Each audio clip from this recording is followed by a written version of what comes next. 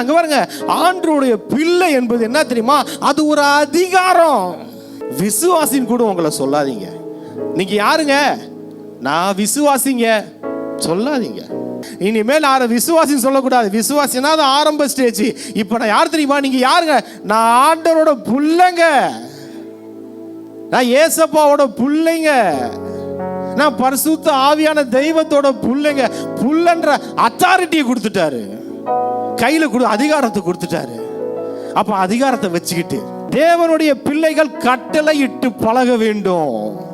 ஆண்டவர்கிட்ட கெஞ்சி கேட்டுட்டு இருக்கிறது இல்லை.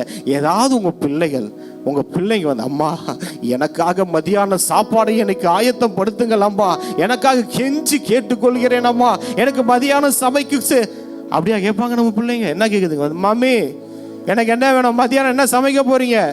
எனக்கு அது வேணும், ஃபிஷ் வேணும், இல்ல சிக்கன் வேணும், எனக்கு அது செஞ்சு கொடுங்க, இது செஞ்சு கொடுங்க, எனக்கு அது வேணும், அது சாப்பிடணும் போல ஆசை இருக்கு அப்படின்னு நம்ம என்ன செய்வோம்?